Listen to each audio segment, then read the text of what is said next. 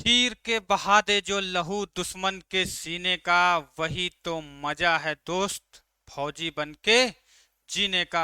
जय हिंद, वंदे मातरम, राम राम। सभी दोस्तों को एक बार फिर से स्वागत है आपके अपने YouTube channel defence warrior academy में। दोस्तों, आज हम फिर से एक नया टेस्ट लेके आए हुए हैं जो आपकी परीक्षा की दृष्टि से बहुत ही महत्वपूर्ण है। दोस्तों, तो चलिए आज देखते हैं आज का वाक्य मोटिवेशनल क्या है। जब मंजिल करीब हो तो मेहनत जबरदस्त करना। जब मंजिल करीब हो तो मेहनत जबरदस्त करना, और जीत निश्चित है तुम्हारी, बस तुम अपनी पढ़ाई में व्यस्त रहना। जी हाँ दोस्तों, आपको जबरदस्त मेहनत के साथ लगातार लगे रहना है, क्योंकि इस बार वर्दी आपकी होगी, ये 100% सत्य बात है अगर आप लगातार मेहनत करेंगे रहें। जय हिंद। तो इस दोस्तों में इसी तरह से आपको लगातार मेहनत करना है। आज के टेस्ट में बहुत ही महत्वपूर्ण प्रश्नों का जिक्र किया जाएगा जो आपकी परीक्षा की दृष्टि से बहुत ही महत्वपूर्ण है। चाहे वो आपका सीआरपीएफ ट्रेडमैन का बच्चा हो या आर्मी अग्निवीर का जो नया बच्चा है, सबकी दृष्टि से बहुत ही महत्वपूर्ण टेस्ट है आज का। इसमें हम लोग जीके के साथ साथ करंट जीके भी प्रश्न करेंगे, मतलब स्टैटिक जीके के साथ करंट जीके के भी प्रश्न करेंगे। तो आज हम दोस्तों आइए शुरू करते हैं आज का टेस्ट। दोस्तों, पहला प्रश्न देखते हैं। भारत में डाक व्यवस्था शुरू करने वाला ब्रिटिश गवर्नर जनरल कौन था? भारत में डाक व्यवस्था शुरू करने वाला ब्रिटिश गवर्नर जनरल कौन था? बताइए सभी लोग। आपका लॉर्ड डलहौजी था, लॉर्ड वेलेजली था, ऑकलैंड था, या फिर बेंटिक? सभी जवाब देना है, फटाफट जवाब दीजिए प्रिय छात्रों। इसका सही जवाब होगा लॉर्ड डलहौजी। जी हाँ दोस्तों, लॉर्ड डलहौजी ने पहली भारत में डाक व्यवस्था की शुरुआत कब की थी? कब की थी दोस्तों? तो पहली डाक व्यवस्था की शुरुआत लॉर्ड वेलेजली ने 1854 में दोस्तों की थी। कहां से कहां तक की थी? तो आगरा से कोलकाता के मध्य की थी। कोलकाता के मध्य की थी। कब किया था? 1854 में पहली बार लॉर्ड वेलेजली ने डाक व्यवस्था की शुरुआत की थी। और भी बहुत सारे कार्य लॉर्ड डलहौजी के जो किए हैं वो पूछे जाते हैं आपके एग्जाम में, जैसे 1853 16 अप्रैल 1853 में लॉर्ड डलहौजी ने किसकी शुरुआत की? तो रेल विभाग की दोस्तों डलहौजी ने शुरुआत की थी। कब की थी? 16 अप्रैल 1853। कब रेलवे की शुरुआत कब हुई थी? तो 16 अप्रैल 1853 को हुई थी। कहां से कहां पहली बार रेलवे चली? तो मुंबई से लेके थाने तक दोस्तों। मुंबई से थाने, थाने के मध्य पहली बार रेल चली थी। कितने किलोमीटर चली थी दोस्तों? तो 34 किलोमीटर पहली बार रेल चली थी। मुंबई से थाने चली थी। 16 अप्रैल 1853 को पहली बार भारत में रेल चली। 1854 में लॉर्ड डलहौजी ने पोस्ट व्यवस्था की शुरुआत की थी या डाक व्यवस्था की शुरुआत की थी। कहां से? कलकत्ता से आगरा के मध्य। ठीक है दोस्तों, अगला प्रश्न देखते हैं आपका। 1757 में सिराजुद्दौला किसके द्वारा पराजित किया गया? आपके जवाब फटाफट आने चाहिए दोस्तों। 1757 में सिराजुद्दौला किसके द्वारा पराजित किया गया? प्यारे बच्चों, आप जवाब दीजिए। कैनिंग के द्वारा पराजित किया, हेस्टिंग के, क्लाइव के, या कॉर्नवालिस के?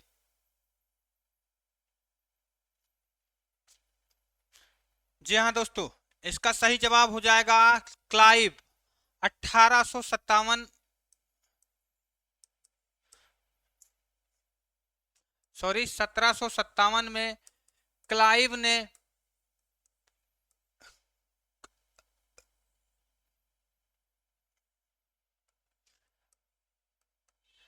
ने सिराजुद्दौला को कौन से युद्ध में लाया? प्लासी के युद्ध में।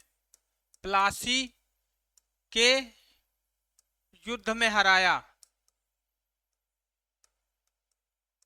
प्लासी के युद्ध में किसने सिराजुद्दौला को हराया? तो रॉबर्ट क्लाइव जो अंग्रेज गवर्नर जनरल था, प्लासी के युद्ध में इसने सिराजुद्दौला को दोस्त बच्चों पराजित कर दिया था। उसके बाद में बंगाल पर किसका शासन हो गया था? अंग्रेजों का या कंपनी का शासन हो गया था। तो रॉबर्ट क्लाइव किसका था? कंपनी का गवर्नर था। ठीक है दोस्तों, अगला प्रश्न देखते हैं। टीपू सुल्तान की मृत्यु 1799 ईस्वी में कहां हुई थी? टीपू सुल्तान की मृत्यु कहां हुई थी? मैसूर में, कुर्ग में, श्रीरंगपट्टनम में या वांडीवास में? सभी का जवाब फटाफट आना चाहिए। टीपू सुल्तान की मृत्यु कहां हुई थी? तो प्यारे बच्चों इसका सही जवाब होगा श्रीरंगपट्टनम। श्रीरंगपट्टनम में 1799 में टीपू सुल्तान की मृत्यु हुई थी अंग्रेजों से युद्ध करते हुए। कैसे? अंग्रेजों से युद्ध करते हुए। टीपू सुल्तान कहां का शासक था? तो दोस्तों टीपू सुल्तान मैसूर का शासक था। मैसूर का शासक था। मैसूर का शासक। टीपू सुल्तान के पिता का क्या नाम था बच्चों? तो टीपू सुल्तान का पिता क्या कौन थे? पिता हैदर अली थे। टीपू सुल्तान के पिता का नाम क्या था? तो हैदर अली था। और दोस्तों श्रीरंगपट्टनम कहाँ था? तो मैसूर। मैसूर का आधुनिक नाम क्या है?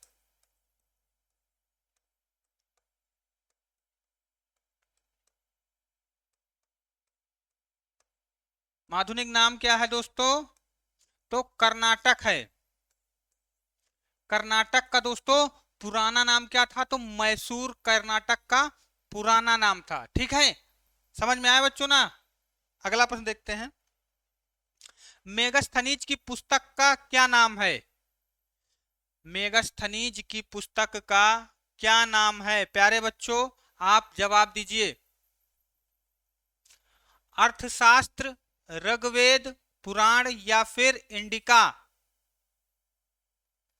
सभी प्यारे बच्चों जवाब फटाफट करिए। तो प्यारे बच्चों इसका सही जवाब होगा, वो हो जाएगा इंडिका।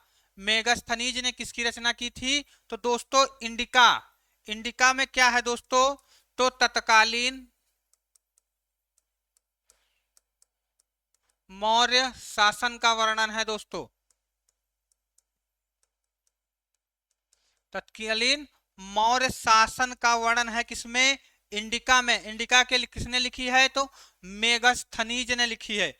मेगस्थनीज किसका दूत था?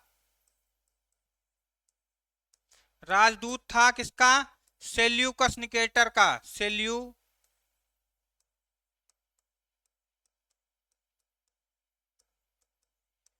इसको सेल्यूकस निकेटर ने चंद्रगुप्त के राजदरबार में, मौर्य के राजदरबार में भेजा था जब सेल्यूकस निकेटर और चंद्रगुप्त की संधि हो गई थी। ठीक है दोस्तों, अगला प्रश्न देखते हैं। ऋग्वेद में अघन्या वध योग्य नहीं शब्द का प्रयोग किसके लिए किया गया है? ब्राह्मण के लिए, गाय के लिए, स्त्री के लिए या फिर पुरोहित के लिए?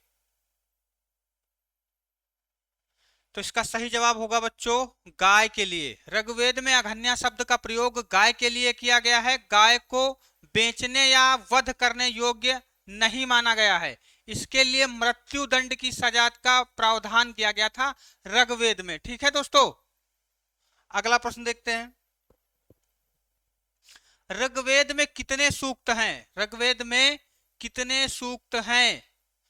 बहुत ही आसान सवाल है, बार बार पूछा जाता है बच्चों आपके एग्जाम में।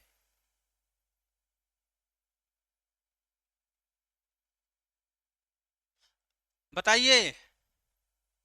लगातार संघर्ष करना है, संघर्ष ही आपका जीवन है दोस्तों। तो संघर्ष से ना बच्चे, ना डरे और लगातार मेहनत करते रहें। जय जय श्री महाकाल। बोलिए बच्चों। तो इसका सही जवाब हो जाएगा दोस्तों 1028 सूक्त हैं। ऋग्वेद में कितने सूक्त हैं? 1028 सूक्त हैं। ठीक है, कितने मंडल हैं? तो ऋग्वेद में तो 10 मंडल हैं दोस्तों, 10 मंडल हैं। कितने मंडल हैं? तो 10 मंडल हैं। 10,564 क्या है? तो ऋचाएं हैं दोस्तों, 10,564 ऋचाएं हैं। तीसरे मंडल में सूर्य देवता का वर्ण और सूर्य तीसरे मंडल में गायत्री मंत्र का उल्लेख है दोस्तों। कौन से मंडल में? तो तीसरे मंडल में।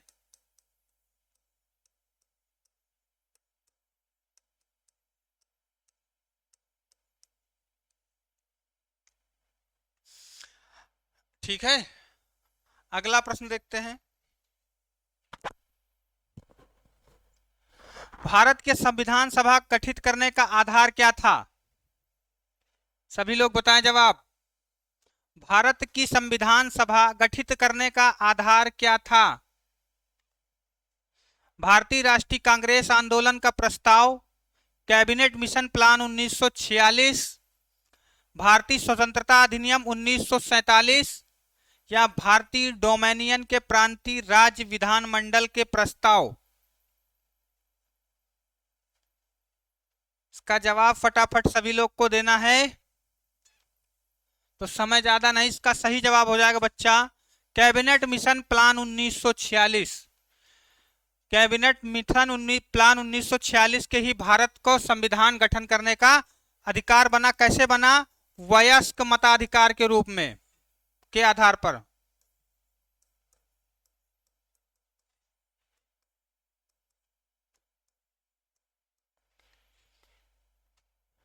वयस्क मताधिकार के आधार पर कैबिनेट मिशन के जो सदस्य थे कौन कौन से थे? तो 3 सदस्य थे, जो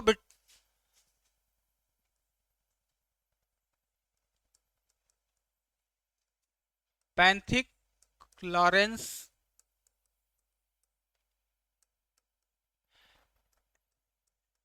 AB एलेक्जेंडर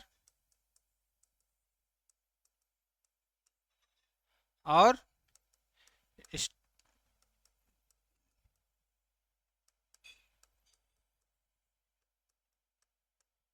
दोस्तों ये 3 सदस्य थे जो कैबिनेट मिशन के आपके प्रतिभागी थे।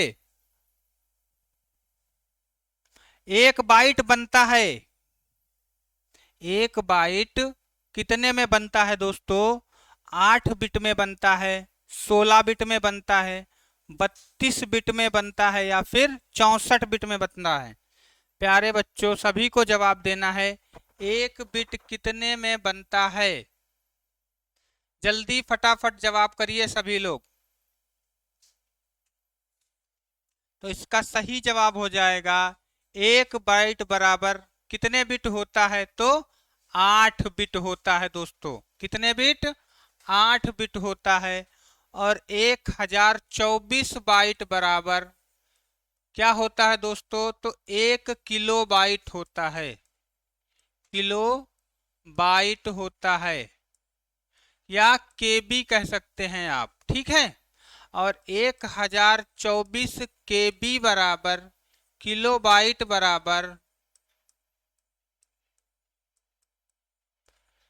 बराबर कितना होता है?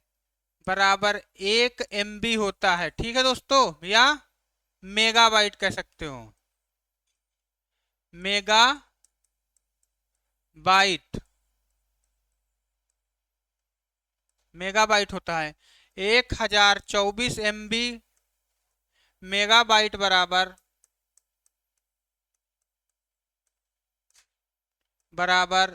1 GB मतलब गीगाबाइट।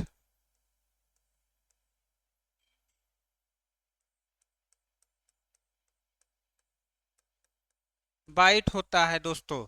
1024 गीगाबाइट मतलब GB बराबर 1 टेराबाइट होता है। TB मतलब टेराबाइट। ठीक है, याद कर लेना, इसको लिख लो चाहे तो, इसको याद करना है आपको। अगला प्रश्न, निम्नलिखित में से कौन सा www का सही रूप है? WW का सही रूप है दोस्तों world wide wide wrestling, world wide web, world wide world world star, world without wrestling. बताइए सभी बच्चों, WWW का फुल फॉर्म क्या होगा या सही रूप क्या है? तो इसका सही जो रूप होगा वो वर्ल्ड वाइड वेब हो जाएगा। आपके एग्जाम में बच्चों कई बार लगातार ये पूछा जाता है, जैसे क्या क्या पूछा जाता है, जैसे HTTP, HTTP तो क्या होता है? Hyper text transfer protocol. क्या होता है? हाइपर टेक्स्ट ट्रांसफर प्रोटोकॉल होता है। एक होता है दोस्तों HTML, ये भी आपके एग्जाम में पूछा जाता है। तो hyper text markup language, hyper text markup language होता है। एक दोस्तों होता है FTP, ये क्या होता है? तो ये होता है file transfer protocol,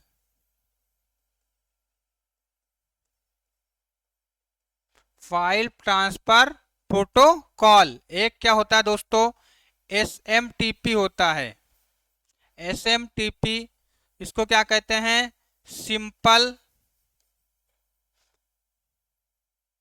simple mail transferring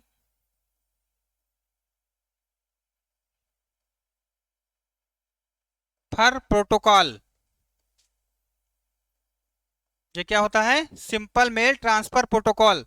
तो दोस्तों इसको याद करना है आपको, ये आपकी परीक्षा में बार बार पूछे जाते हैं। विश्व में क्रिकेट के मक्का के नाम से जाना जाता है। विश्व में क्रिकेट के मक्का के नाम से कौन जाना जाता है? तो लॉर्ड्स, लीड्स, ओवल या इंडियन गार्डन? तो प्यारे बच्चों इसका सही जवाब होगा वो ऑप्शन नंबर ए, इसका सही जवाब हो जाएगा। दोस्तों लॉर्ड्स का मैदान कहाँ है? तो ये है इंग्लैंड में, इंग्लैंड में है लॉर्ड्स के मैदान। और लॉर्ड्स के मैदान को क्रिकेट का मक्का कहा जाता है। ठीक है। आधुनिक ओलंपिक खेलों का प्रथम आयोजन कब हुआ? आधुनिक ओलंपिक खेलों का प्रथम आयोजन कब हुआ? 1896, 1896, 1906 या फिर 1916? तो ये बच्चों आपको जवाब देना है आधुनिक ओलंपिक खेलों की शुरुआत कब हुई। तो इसका सही जवाब हो जाएगा प्यारे बच्चों 1896 में। कहाँ हुई? तो आप लिख देंगे, छाप देंगे, एथेंस में हुई। एथेंस, एथेंस से हुई थी। एथेंस कहाँ है प्यारे बच्चों? तो यूनान। ठीक है। तो आधुनिक ओलंपिक खेलों की शुरुआत कब हुई? 1896 में हुई। कहां से?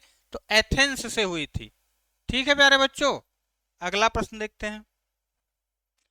खिलाड़ियों हेतु भारत में सर्वोच्च खेल पुरस्कार है। खिलाड़ियों को दिया जाने वाला भारत का खेल का सर्वोच्च पुरस्कार कौन सा है? द्रोणाचार्य पुरस्कार है, अर्जुन पुरस्कार है, राजीव गांधी खेल रत्न पुरस्कार है या फिर पद्मश्री सम्मान है आपका? जी बताइए। तो इसका सही जवाब होगा प्यारे बच्चों राजीव गांधी खेल रत्न पुरस्कार। ठीक है, राजीव गांधी खेल रत्न पुरस्कार। इसमें 25 लाख रुपए दोस्तों आपका पुरस्कार स्वरूप राशि दी जाती है। और अभी इसका नाम बदलकर क्या कर दिया है? इसका नाम बदलकर ध्यानचंद खेल रत्न पुरस्कार कर दिया गया है। ठीक है, राजीव गांधी खेल रत्न पुरस्कार का नाम बदलकर। द्रोणाचार्य पुरस्कार में पुरस्कार स्वरूप 15 लाख रुपए दोस्तों आपको दिए जाते हैं और अर्जुन पुरस्कार में 5 लाख रुपए। अगला प्रश्न देखते हैं। वेलिंगटन ट्रॉफी किस खेल से संबंधित है? वेलिंगटन ट्रॉफी किस खेल से संबंधित है प्यारे बच्चों? घुड़दौड़ से, हवाई दौड़ से, नौकायन से या फिर मोटर रेस से?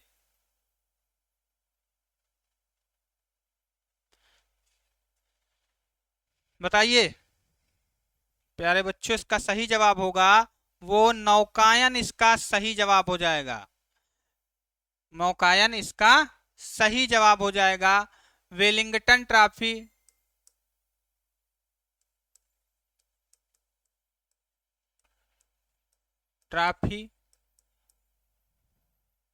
कहां पर दी जाती है? तो केरल में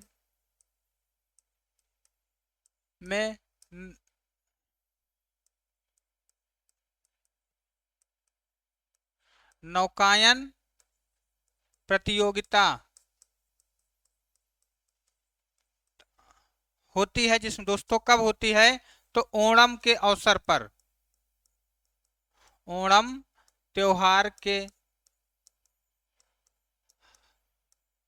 केरल में दोस्तों ओणम त्योहार के उपलक्ष्य में वेलिंगटन जो आपकी झील है उसमें एक प्रतियोगिता होती है नौकायान की, उसके जो विजेता को वेलिंगटन ट्रॉफी दी जाती है। ठीक है, तो ये नौकायन से संबंधित है। अगला प्रश्न देखते हैं। हिमालय पर्वत एक मुख्य प्रकार है। हिमालय पर्वत एक मुख्य प्रकार है, किस चीज का प्रकार है? ज्वालामुखी पर्वत का, वलित पर्वत का, ब्लॉक पर्वत का, अवशिष्ट पर्वत का?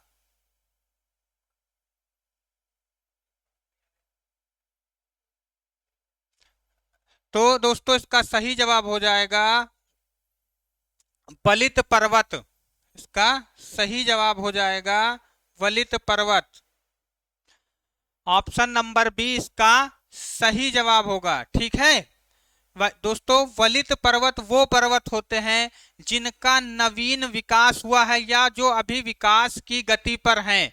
ठीक है, जो अभी बढ़ रहे हैं प्राकृतिक रूप से, उनको वलित पर्वत कहते हैं। और अवशिष्ट पर्वत होते हैं वो जिनका अब क्षय हो रहा है, जैसे कि अरावली पर्वत।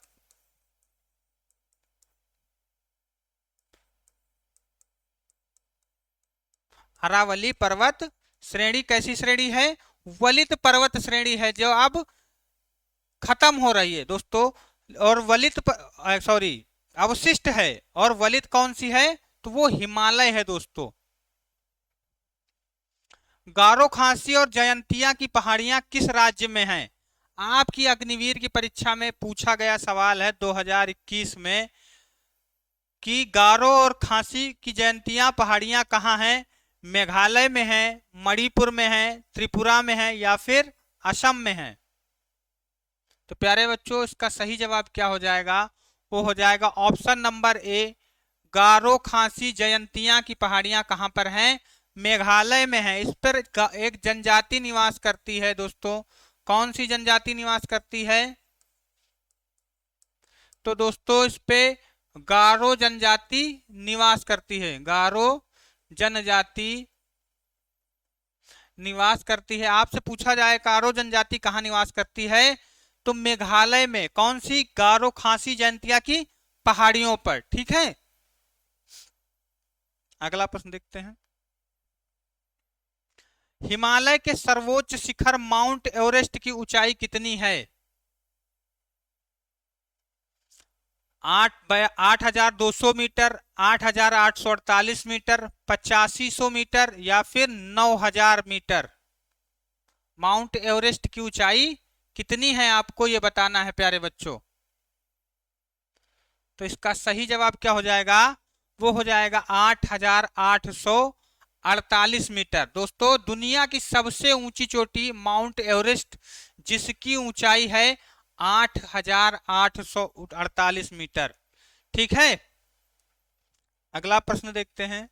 हिमाचल प्रदेश में स्थित दर्रा है कौन सा दर्रा है?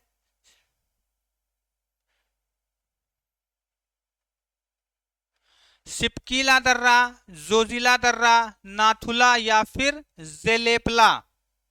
हिमाचल प्रदेश का कौन सा प्रमुख दर्रा है? तो सही इसका जवाब हो जाएगा वो ऑप्शन नंबर ए, सिपकीला दर्रा। दोस्तों कहां पर है? तो हिमाचल में है। जेलेपला कहां पर है? तो सिक्किम में है। दोस्तों कहां पर है? सिक्किम में। सिक्किम में है, सिक्किम। और नाथुला कहां है? तो ये भी सिक्किम में है दोस्तों। जोजिला कहां है? तो कश्मीर में है दोस्तों। ठीक है, और सिपकिला तो हिमाचल में है ही। अगला प्रश्न देखते हैं। बोमडिला दर्रा भारत के किस राज्य में स्थित है? सिक्किम में, मणिपुर में, उत्तराखंड में या अरुणाचल प्रदेश में? बोमडिला दर्रा कहां पर स्थित है प्यारे बच्चों? तो प्रिय बच्चों बताइए। प्रिय बच्चों, बोमडिला दर्रा आपके अरुणाचल प्रदेश राज्य में स्थित है। ये किसको किसको जोड़ता है? तो अरुणाचल से तिब्बत की राजधानी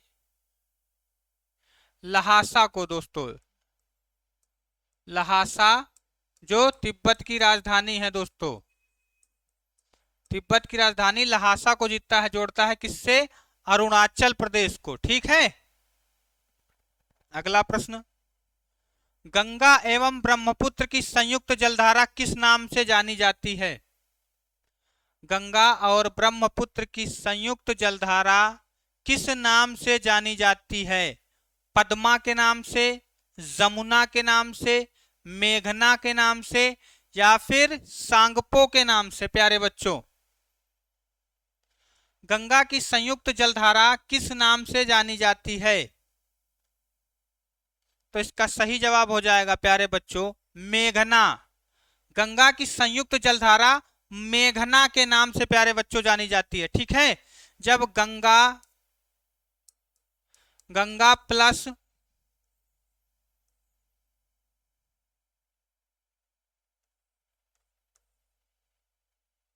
गंगा और ब्रह्मपुत्र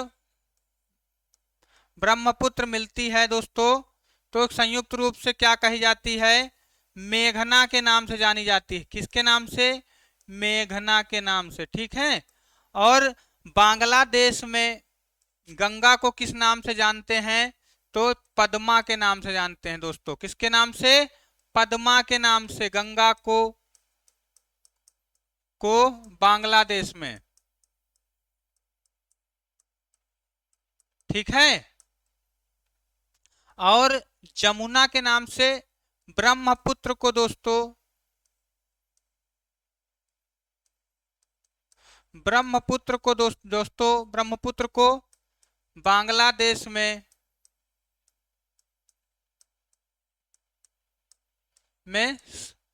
जमुना के नाम से जानते हैं दोस्तों। जमुना के नाम से, जमुना के नाम से।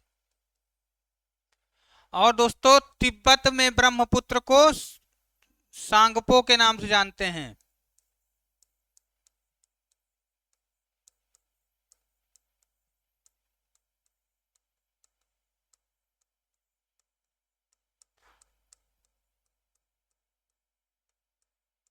सांगपो कहते हैं। कहाँ कहते हैं?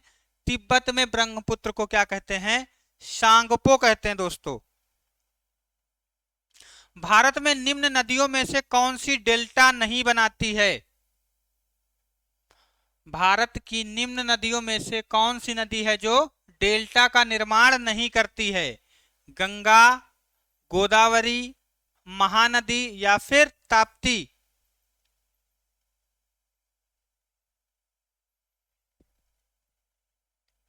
तो प्यारे बच्चों इसका सही जवाब हो जाएगा, वो हो जाएगा ताप्ती। जो नदियां पूर्व से पश्चिम की तरफ बहती हैं दोस्तों, वो किसका? एस्चुरी का निर्माण करती हैं।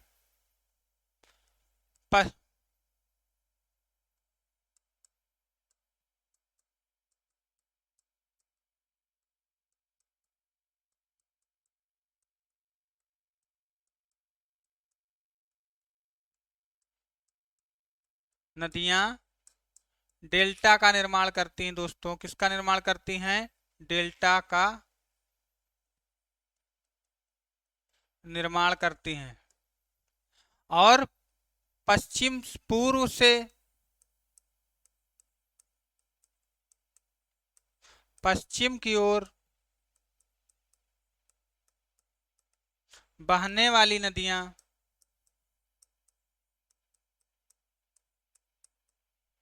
एस्चुरी का निर्माण करती हैं। एस्चुरी का निर्माण, ठीक है दोस्तों, एस्चुरी बनाती हैं।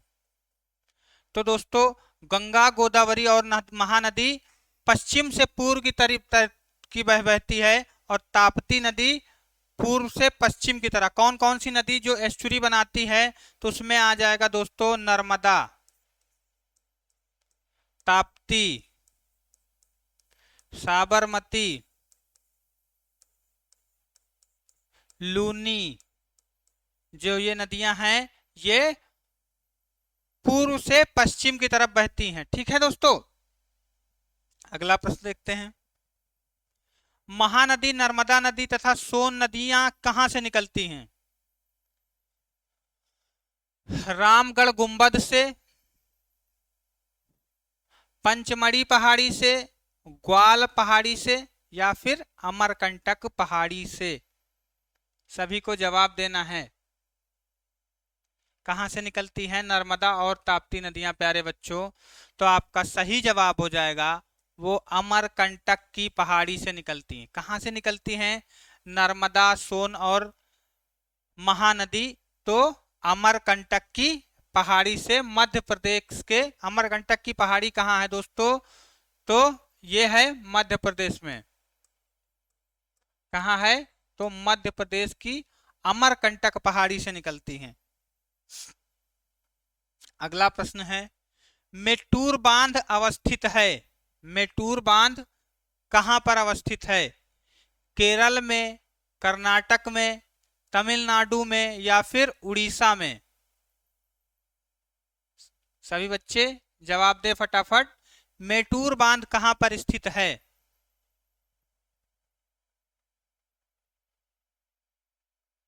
तो प्यारे बच्चों इसका सही जवाब होगा वो हो जाएगा ऑप्शन नंबर सी, मेट्टूर बांध तमिलनाडु में स्थित है। कहां पर स्थित है? तमिलनाडु में स्थित है। कौन सा? मेट्टूर बांध। ठीक है, कहां पर? तमिलनाडु में स्थित है। कौन सी नदी पर स्थित है? तो प्यारे बच्चों ये है कावेरी नदी के ऊपर स्थित है। ठीक है, अगला प्रश्न, निम्नलिखित में से किस स्थान पर सबसे कम वार्षिक वर्षा होती है? तो सबसे कम वर्षा वाला स्थान कौन सा है? बेल्लारी है, जैसलमेर है, जोधपुर है, लेह है। कुछ बच्चे जैसलमेर कर रहे होंगे क्योंकि सबसे रेगिस्तानी एरिया, सबसे सूखा एरिया वही है। बताइए बच्चों सबसे कम वर्षा कहाँ होती है? जी हाँ, सही जवाब, इसका सही जवाब हो जाएगा प्यारे बच्चों लेह। इसका सही जवाब हो जाएगा सबसे कम वर्षा वाला स्थान।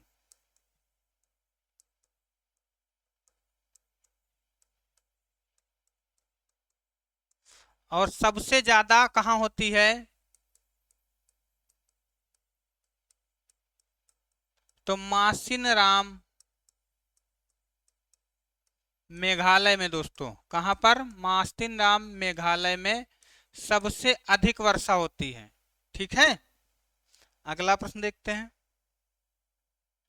जीव विज्ञान के जनक के नाम से किसे जाना जाता है? अरस्तु को, डार्विन को, लैमार को, या पुरकिंजे को? तो इसका सही जवाब बताइए सभी लोग। प्यारे बच्चों इसका सही जवाब होगा वो होगा ऑप्शन नंबर एक, अरस्तु। जीव विज्ञान का जनक किसे माना जाता है? तो अरस्तु को माना जाता है। पुरकिंजे ने किसकी खोज की थी? तो दोस्तों जीव द्रव्य की खोज की थी। जीव द्रव्य की खोज की थी। लैमार्क ने किसने किया था? तो लैमार्कवाद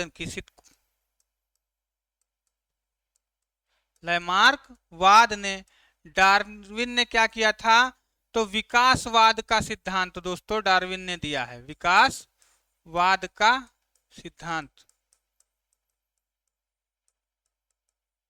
विकासवाद का सिद्धांत किसने दिया, तो चार्ल्स डार्विन ने।